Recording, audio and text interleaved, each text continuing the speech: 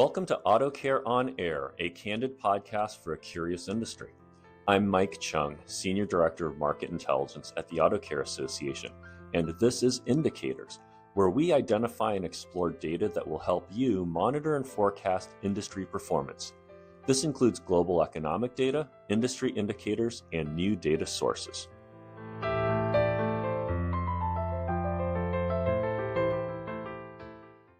I'm Mike Chung. I head up Market Intelligence at Auto Care Association, and I'm very happy to introduce my guest for today, Todd Campau of S&P Global Mobility. Hello, Todd. Hey, Mike. Thanks again for making the time to be with us. And tell us a little bit about your company and what you do there. So S&P Global Mobility, many people in this industry know us probably by our legacy names. RL Polk is what we used to be known as. And then over the years, we've changed brands many times. But we provide vehicle and operation data and other metrics around the vehicles to this industry to help the channel better understand what vehicles to target and things that might be opportunities that are coming into the space. I am responsible for the aftermarket in the Americas. My title, I guess, is Associate Director of Aftermarket Solutions. So we build a lot of solutions for the marketplace, and we're always interested to hear ways we can better help. Oh, that's really helpful. And for, as you mentioned, a lot of our listeners are within the aftermarket and they're familiar with the Auto Care Association fact book, to which you contribute registration data, adoption of alternative propulsion vehicles, age of vehicles, scrappage rate. And that's helpful, hopefully, for those of our listeners who are not necessarily in the automotive aftermarket space. And as we've talked about, what we like to do in this particular podcast is talk about data, considerations for analysis, because we're in this day and age of big data, of using algorithms, machine learning, artificial intelligence. So I think we have a lot of interesting things we can talk about when we consider these data and how it can be used for operational and strategic analysis. So tell us a little bit about kind of your background, how you landed at S&P Global, perhaps. Well, that's an interesting, longitudinal story, kind of. I've been in the industry now for 21 years, almost 22 years. And I started at Cleveland Engine Parts at the time, which is now part of Mala Aftermarket.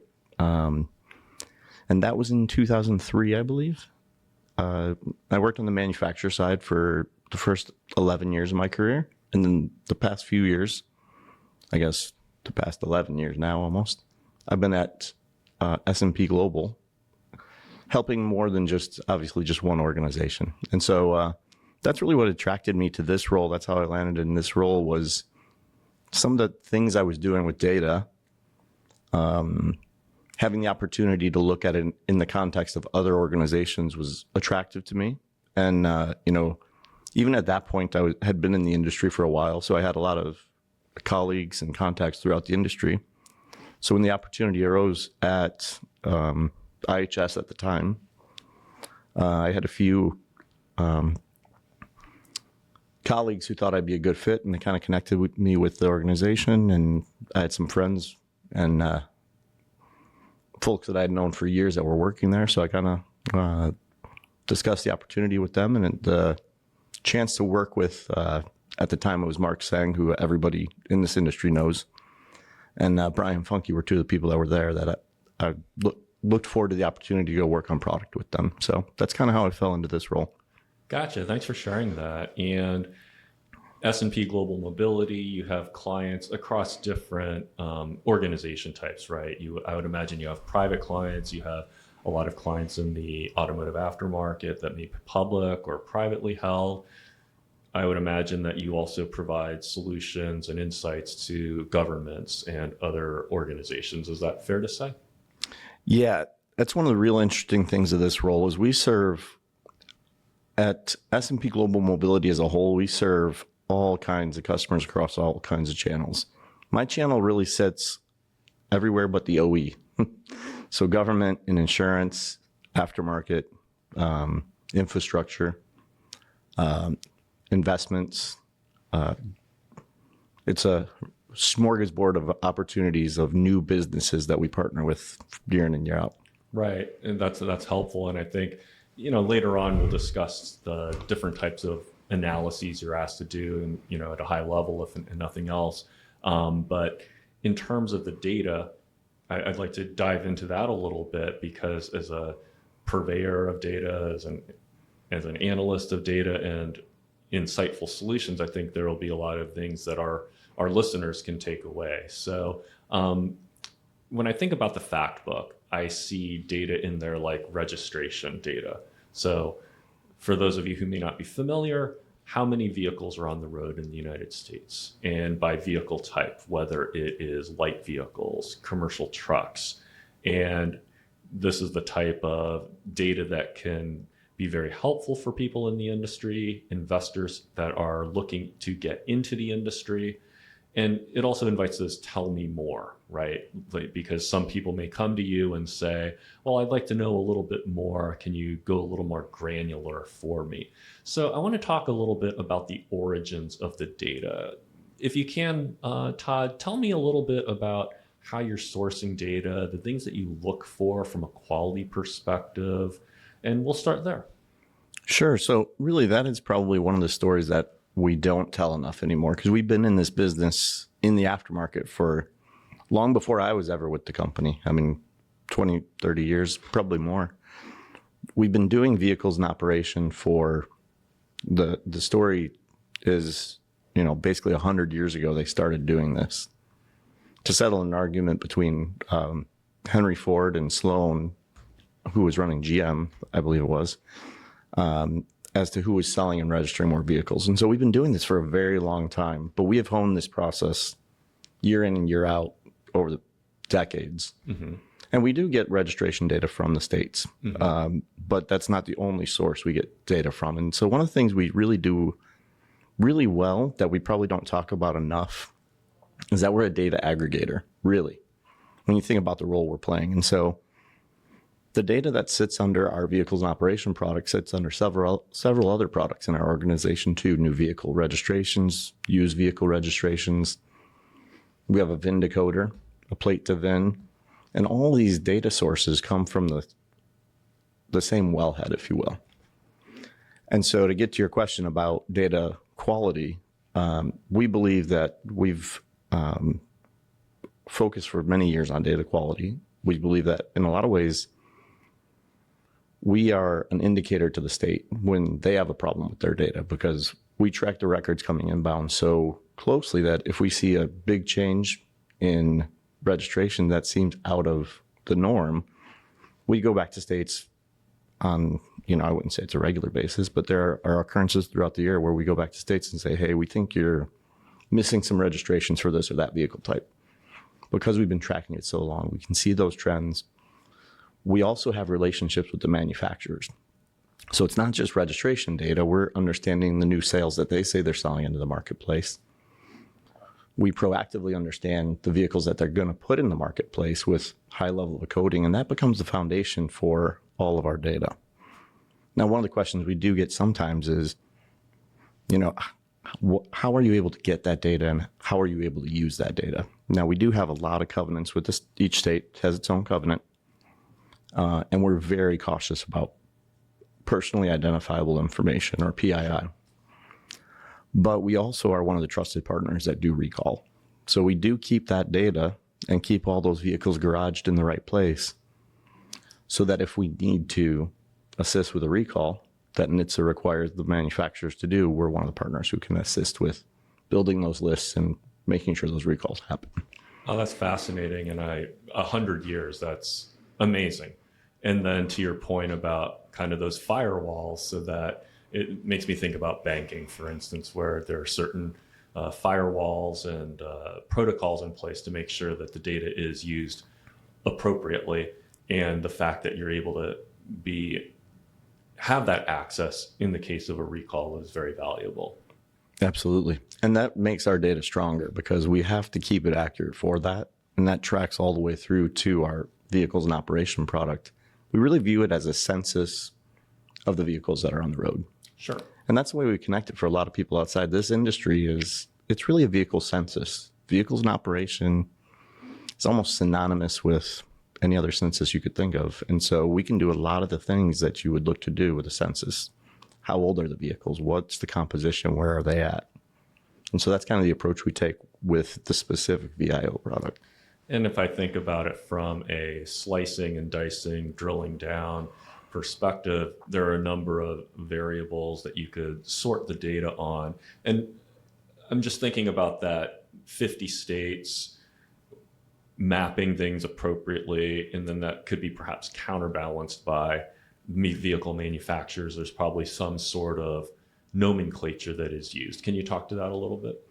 Yeah, so we work with the manufacturers exactly on that, the nomenclature. The NHTSA VIN, the Highway Transportation Administration, defined the VIN in 1981. And that's kind of what we work with the manufacturers around, is understanding the VIN patterns, we sometimes call it, for the vehicles they're going to release. And we have relationships with virtually all the manufacturers who sell vehicles into North America to understand what they're going to be bringing in and what they look like, so that when we see it come in. Another side note is most of the DMVs use our VIN decoding capability in their registration. If you go in and try and register a vehicle, they're pinging the attributes of the vehicle against our VIN decoder to understand that it's a station wagon or a sport utility vehicle or whatever that is. I see. And so there's a designated nomenclature, and the letters and numbers in the VIN correspond to things like make, model, year, vehicle type. Does it have things like, I don't know, color or other attributes like that? A lot of that you have to get into the full VIN and have what's called the build sheet. And we're doing a lot of work around getting VIN specific information that we can bring to the marketplace. But that some of that, let's say, requires a build sheet. Mm-hmm. But the VIN does define year model, which is a unique thing to North America, but that actually is in the VIN, the year model of the vehicle, where it was manufactured, if it was a domestic or an import. There's a country code characteristic there. There's actually some ability to identify the facility that built the vehicle as well. So if it was built in Kansas or Dearborn or somewhere else. And that could help with the recall. Absolutely. Right. And then it does get into some engine information. It doesn't, the base of the VIN doesn't tell you the color. Okay. The one thing missing, and we get this question a lot, that I think should be in the VIN that wasn't, and if we could go back 40 plus years, maybe we could change it, is transmission. The VIN will not tell you without the full 17-digit VIN if it's an automatic or a manual. Now, that's gotten less important over the years here in the United States, because almost all the vehicles are automatic. But that is one thing we can't tell without the full VIN. And you mentioned engine type. How about propulsion? Because some of the stats we look at with you is adoption of battery electric vehicles, hybrid electric vehicles, fuel cell, and so forth. Yeah, so that's in there as part of that, I guess, engine in air quotes, is understanding what the propulsion system is and what the fuel type is. So when you take all of this data, this having a uniform identification system and knowing what all the fields stand for certainly just paves the way for accurate, meaningful analysis. Yeah, it's really the foundation, we think, of everything, is to be able to accurately identify those vehicles. And we have whole teams dedicated to it. I'm just a consumer of it, but we have whole internal teams that track this day to day, week to week for years. So thinking about this system has been in place for 40 plus years, as you're describing it, what might the future hold in terms of, could this VIN be expanded? What additional attributes can be added? How much flexibility is there? Because I'm thinking about, if as new technology is introduced, can that be coded into the VIN? We talk about propulsion systems. Can you just kind of in your crystal ball tell us what we might expect to see for this type of data in the coming decade or so? Sure. So to my knowledge, NHTSA has not had any plans to make changes to the actual VIN standard. It's the big news when it comes to regulations is the question of the OBD2 port, really. Mm-hmm. Nobody even talks about the VIN right now. So that's one of the reasons we're starting to focus on VIN specific.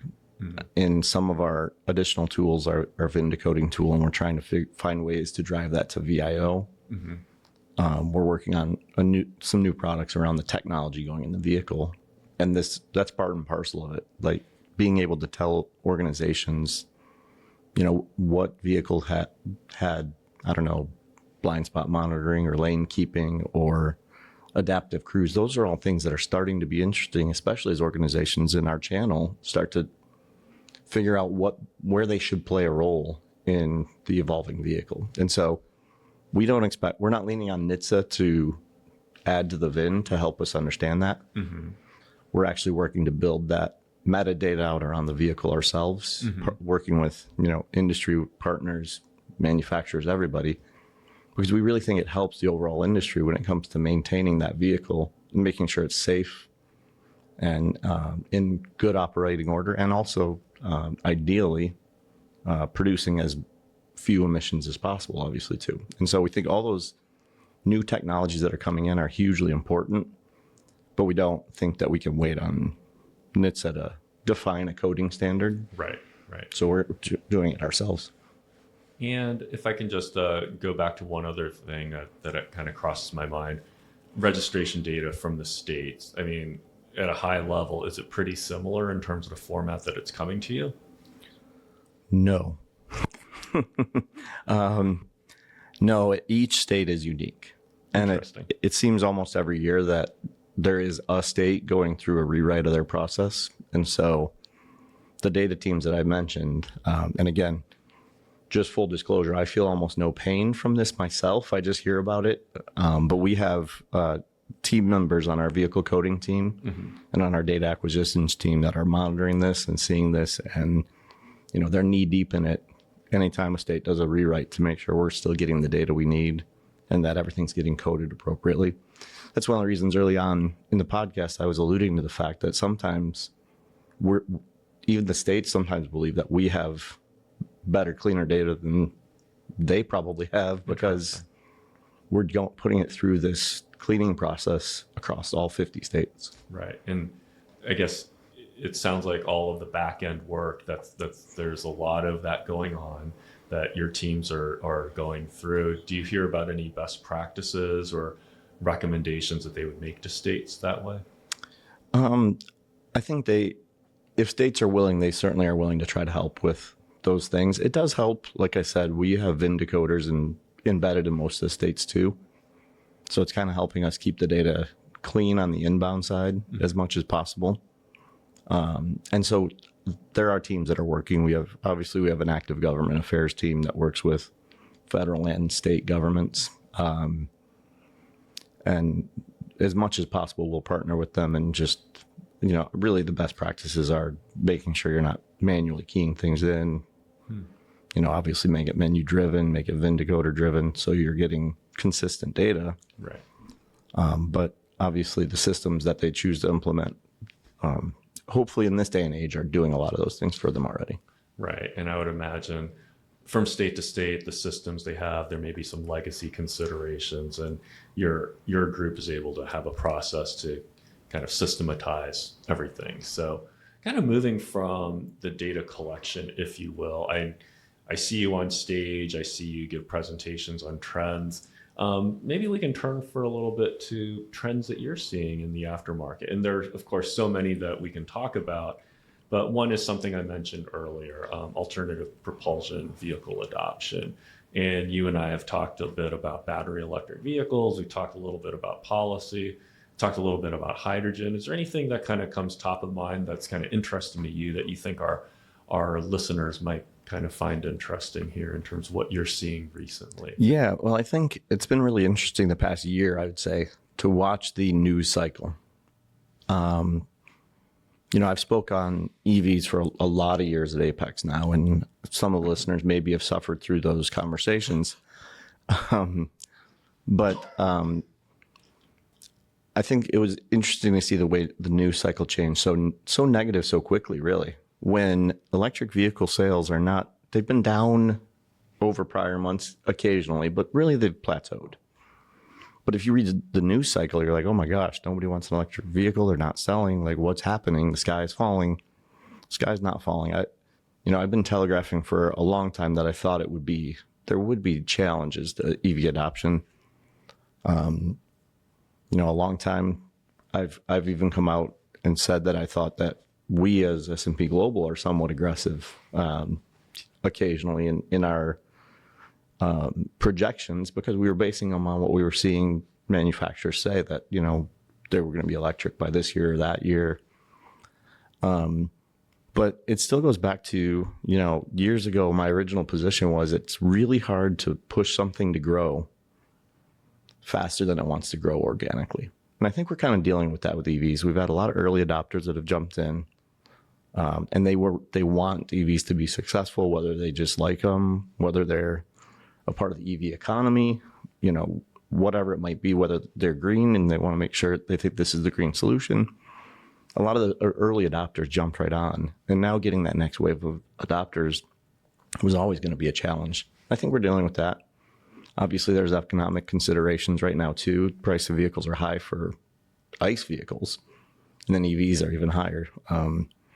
Podcast number 3 on Auto Care on Air, I think, was one where Stacy was talking about EVs, and there's a lot of good stuff in there.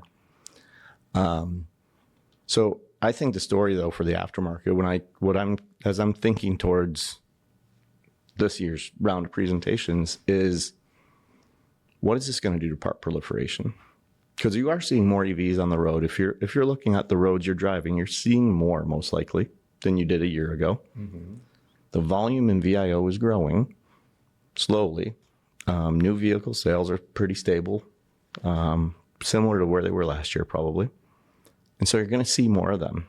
The one fascinating thing about a vehicle fleet of 286 plus million is how long it takes change to happen. Mm-hmm. And I think we're dealing with that with EVs. For the aftermarket, though, what concerns me, what I see as an opportunity, let's say, rather than a concern, is there could be a future where there's several million EVs, several million ICE, several million hybrid. When you start to think about part proliferation, I think that's where the aftermarket, we've talked about part proliferation since I've been in this industry. And I think we need to go to the next level on being efficient, because now you're talking about 4 or 5 powertrains that you could be having to know how to service, having to carry parts for. There will be some, hopefully, there will be some consistency across some of the part types, but these are very different propulsion types when you get into plug-in hybrid, electric, diesel, gas, and maybe hydrogen. We talked a little bit about that earlier today, you and I. If hydrogen comes in, that's yet another one. And our shops are going to be asked to maintain all of them. Mm-hmm. So for me, that's what I'm looking at when I look forward, is what does that mean to the industry, and how do we mitigate that from being a challenge to being an opportunity? Fascinating. And you touched on something interesting there, hydrogen. Seems like a promising technology, but it could be an infrastructure issue as well, in addition to the maintenance and repair ramifications. But tell us a little bit about your thoughts regarding infrastructure, whether for battery electric, for hydrogen, or otherwise. So they all kind of have a similar challenge outside of obviously gas and diesel, which we've been doing, again, 100 years. I think the infrastructure is, any way you slice it, it's not an easy picture, right? Because if you need to build hydrogen, you want to build green hydrogen, and that takes time and a lot of money. If you want to build a EV infrastructure, that's also a lot of money, a lot of time, and a lot of power generation that we don't have right now on a grid that is already not necessarily been modernized enough as it is. Mm-hmm. Let's say. It was not that long ago. I remember when the Eastern Seaboard had a brownout in probably 2007 or 8. Sounds about right. Yeah. If we put millions more EVs on, does that start to happen more frequently? Like that's a serious consideration for EVs. Right. But we know hydrogen's also not easy and not cheap right now. So I've been interested to watch the policy over the past year or so, even with the Inflation Reduction Act is probably the most recent one, in that it was more agnostic than maybe it was even reported on, because it basically had carve-outs for hydrogen, for electric, for e-fuels, basically anything that was zero or near zero emissions. So I think we may see a lot of paths run down to try to make our fleet greener. All of them have that drawback, though, of how do you distribute the power? How do you store the power? And how do you change over a fleet of 288 million vehicles or 86 million vehicles? One of the guys I like to follow on LinkedIn is Arne Franz. He's the CEO of Mala. And I think even before I was on that bandwagon, he was on the bandwagon of the fact that it's going to take diversity in propulsion types to get the fleet to a position of being green as fast as possible. And I think he's totally right. So we need to continue exploring e-fuels. We need to wrestle with hydrogen power generation and vehicles. We need some electric vehicles for some use cases, especially here in the US. We've got a lot of different use cases. Sure.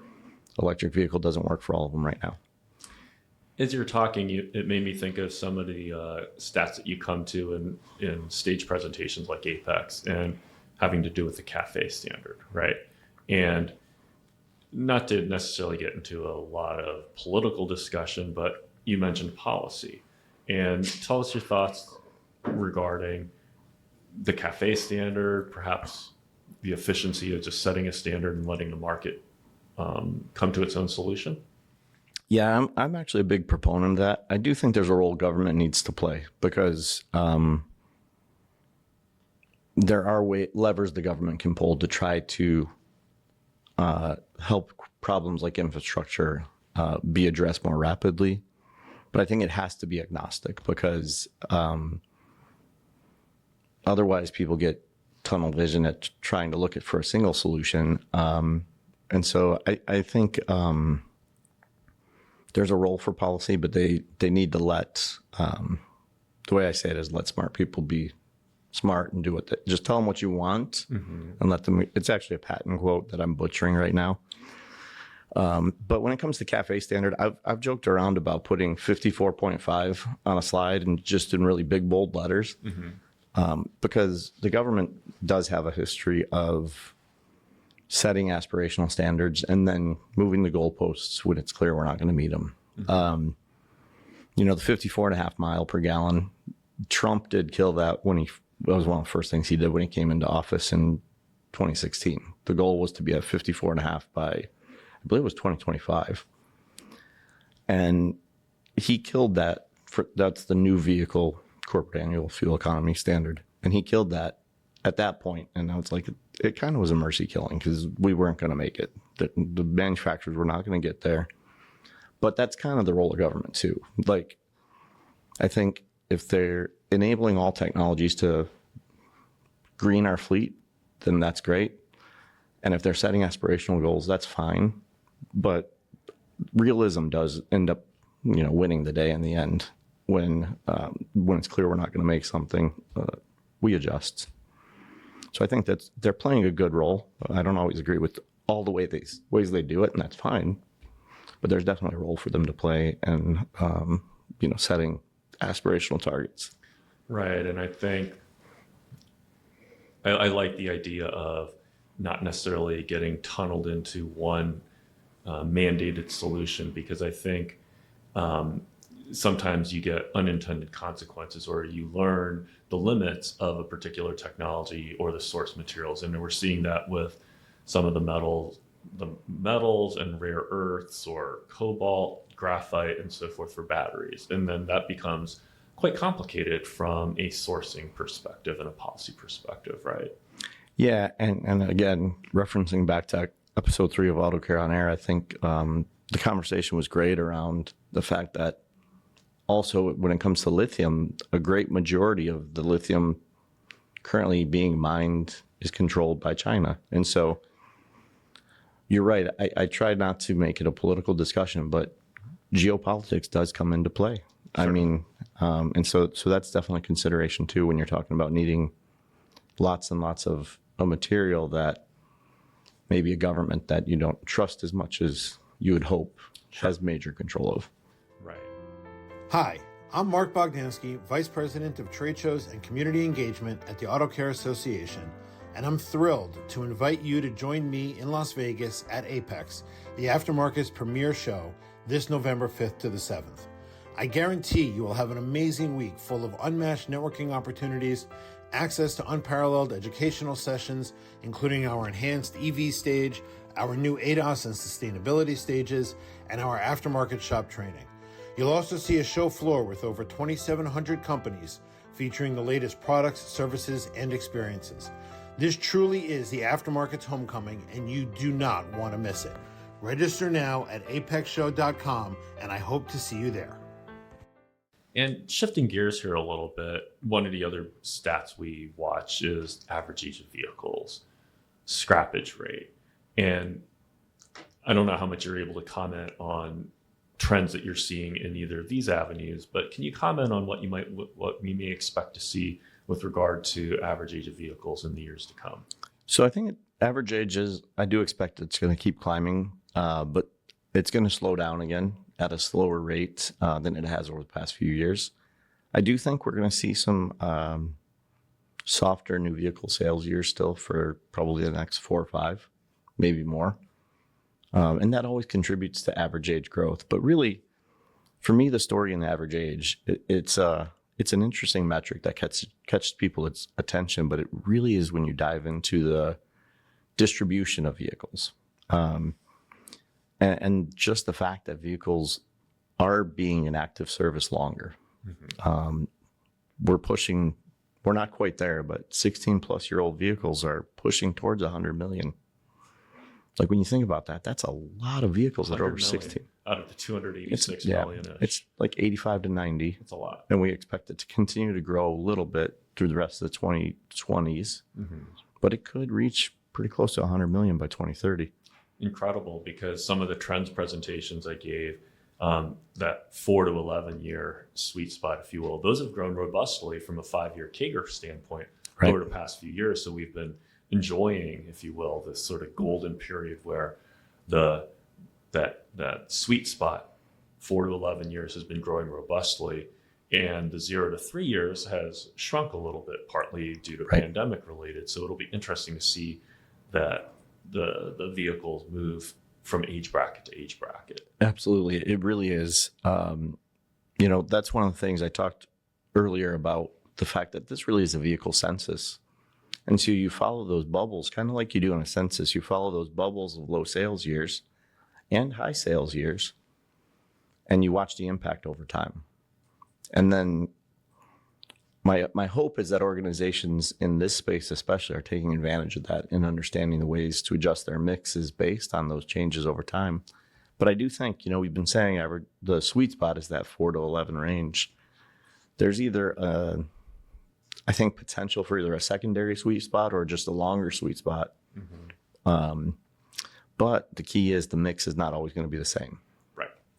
Yeah. And as you're saying, perhaps lengthening that 4 to 11, because if well over a third of our vehicles are going to be 16 plus and people are relying on them for day-to-day transportation, that could be a considerable boon, if you will, for the aftermarket. And especially as vehicle quality increases over time and driving patterns have perhaps changed from household to household, those could be things to watch for. Well, yeah, when you think about quality changes over time, the vehicles that are now pushing past 16, 18, and 20 are those early 2000 vehicles. And if I were to point to a time where overall quality was probably starting to increase, that's probably when it was starting to increase the most. The 90s were not necessarily a decade where all the manufacturers were doing well on quality, but I think the early 2000s, as a whole, they were starting to get that quality picture together a lot better than they had historically. And so I think we're seeing some of that. Mm-hmm. But then I think there's a huge socioeconomic portion to this too. As vehicle prices continue to increase, residual value continues to stay high, and vehicles are being maintaining value a lot longer because there are households that have to keep those vehicles on the road. And we're going to see opportunities to keep repairing those over over time.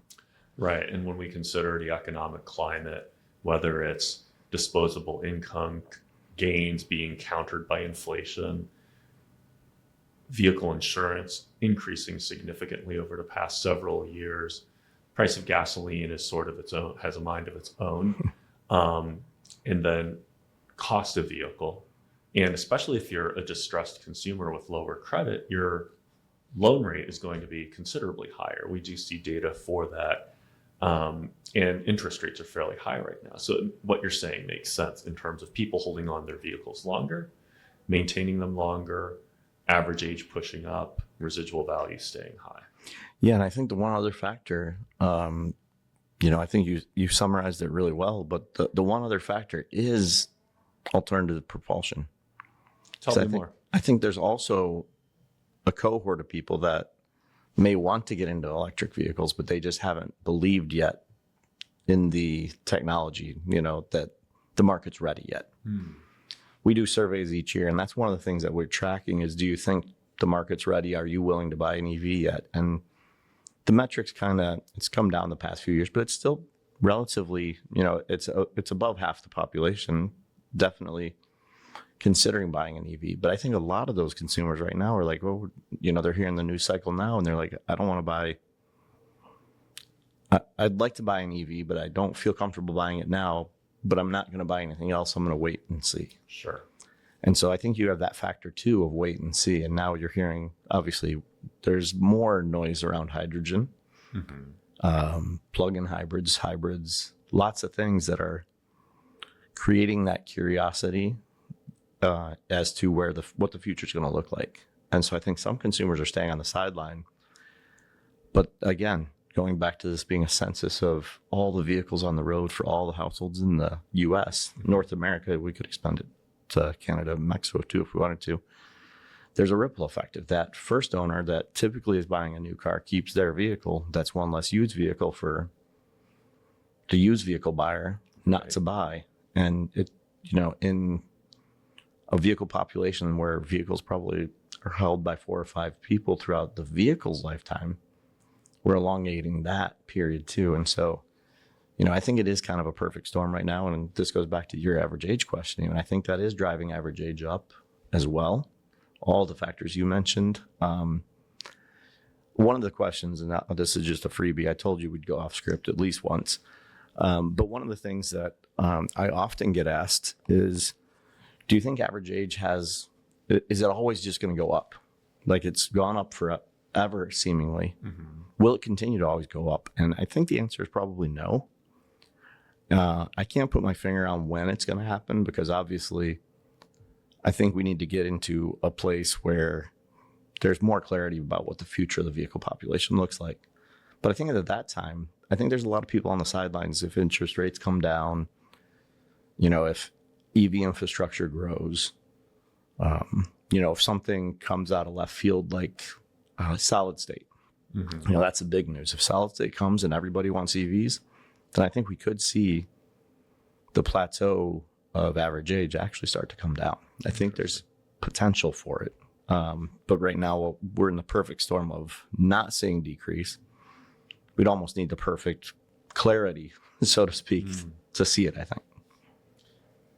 So are there any other indicators as we kind of start wrapping things up here that you're kind of keeping an eye on as you consider consumer trends, the vehicle census trends that perhaps our listeners might be interested in hearing? I think we've been trying to think through a lot more about the overall picture of vehicles. For this channel, what we've been telling for years, what are the vehicles? How old are they? What are their characteristics? We have introduced vehicle miles traveled product, which we've talked about in the past as well, you and I, where we're trying to give visibility into where the odometers are on the vehicles as a statistical indicator of not only age in years, but age in use, and also how frequently vehicles are being driven. So an annual mileage number. That's just the tip of the iceberg. We want to begin to get into how are vehicles failing, when are they failing, where are they failing, so that you can then extend it into being more predictive about opportunities that are going to come in the vehicle fleet. And part of that is beginning to look more at the technology coming onto the vehicle too. So we're not only telling you that it's a 2015 F-150, but we can tell you if it's got lane keeping and blind spot monitoring and ABS, and it had the 20-inch wheels instead of the 18s. And it's driving this many miles, and those typically fail at this rate for wheel ends. We think that's a place that is really valuable. And so really that's kind of the path we're undergoing right now. We have a legacy product of VIO that is really strong about the census of the vehicle fleet, but how can we begin to help our customers in this channel take that and make it actionable at the part level? So when you say these are failure rates for X model, X make and model and year, we're talking historical data, or are you also talking about predictive what can happen in the future? So there are obviously there are a few products in the space as well that are doing some of this, but really when we think about a lot of these things, we think about how we can triangulate predicting what's going to happen. And I'm sure there could be some contributing factor of what's happened in the past. There always is. That's how you build a future forecast, is looking back and understanding the past and then combining it with other attributes. Obviously, we also, we do the channel forecast through another part of S&P Global, and they have a lot of economic data, and that also contributes to behavior. So when you can stitch all the pieces together and start to build really build a picture of what you think is going to happen based on a confluence of all the factors that you have available to you, that's where we would like to get. It's fascinating. And so as you move towards that product, just thinking from a data quality perspective, just maybe reiterate for us some of those things that you'll be looking out for. Yeah, I think really the data quality, again, obviously we love it when we can identify a very specific individual vehicle and then tie all the data sets across that individual vehicle. But I think it's a combination of that very high level of data quality and cleansing and people monitoring that, and also finding sources and partners that are doing that themselves that you can quickly integrate. But then also, when you get into forecast, having a quality foundation is critical. But some of what people look to our organization for as well is we have a huge bench of people that know this industry from before a vehicle is built till the vehicle leaves the fleet via scrappage or whatever. And so part of it becomes, how do you quantify and apply that knowledge, that institutional knowledge that we have in all these analysts, to that data and then create something. And so I think data quality on the foundational data, the actual data, is critical. But then when you get into leveraging machine learning, we haven't even talked about artificial intelligence or anything like that, but leveraging machine learning and data science, then so in my past, I have a computer science background. It's almost like you tune the process, knowing that you don't have every answer at that point, but building a quality foundation of quality data that is at the lowest level possible, then collecting those analyst insights and making them actionable to a machine, and then directing the machine with expertise from people that know the business. You come out the other end with, I think, a quality product that you can stand behind. Because one of the nice things about being a forecaster is that you're expected to be wrong. Like, you're not going to get it 100% right every time. But if you can build a methodology that people can be confident in, and my personal philosophy has always been being very upfront with the assumptions that we make, how we apply them, and obviously the risk profile that's associated with those assumptions. And that's what everybody in this industry does anyways. When they make their forecasts, is they've got to say, we believe this is going to happen, or that's going to happen, and then we got to quantify it. And so I think quality is critical when it comes to managing your core data, but then having the flexibility to build scenarios is equally as important. It's just important to let people know where that line is of factual data versus forecast data, and how you arrive at the answers you arrive at. Really helpful. So 2 last questions. One is kind of advice for the future generations as you think about recent college graduates and they're entering an analytical field or the automotive field. What types of things might you guide them on? I think it's critical to be curious. I've always encouraged people that are coming up behind me, younger people in automotive and other places, is to be curious, to challenge the status quo, not just to challenge the status quo, but one of the things I hated when I came on early is anytime somebody said, well, that's just the way we've always done it. And I'm like, why? Like, ask that question, why? And they may be able to point back to something where, like, okay, that makes a lot of sense. But that you might just find that they made an assumption 20 years ago that they're still choosing to live by, and the data and the technology has passed by them, and there's many better ways they could do that. And so I encourage curiosity to the next generation, I think. And I also would say, I think artificial intelligence is getting it's soaking up all the cycles on news right now, whether it's ChatGPT, just artificial intelligence. I think the one thing that I would encourage everyone with artificial intelligence is to remember it's only going to be as smart as what you pointed at. So it's not going to be a silver bullet. That rich foundational data that I was mentioning earlier that we think is critically important to everything we do, if you're pointing it at a source like that, then you're going to be able to get a lot out of artificial intelligence. But if you're just going in and asking it to do something based on whatever it can find on the internet, it could be a garbage in, garbage out situation. And so I encourage people not to be afraid of artificial intelligence, but to have the right context around it and find ways to leverage it in day-to-day tasks, in processes, in products they're building out even. But make sure that you are setting the artificial intelligence up to be successful. And that takes, at least for now, that still takes a smart individual to leverage that tool in their tool belt. So those probably be the 2 things: is be curious and look at the tools that are available to you and use them, but always run it past your own sanity check.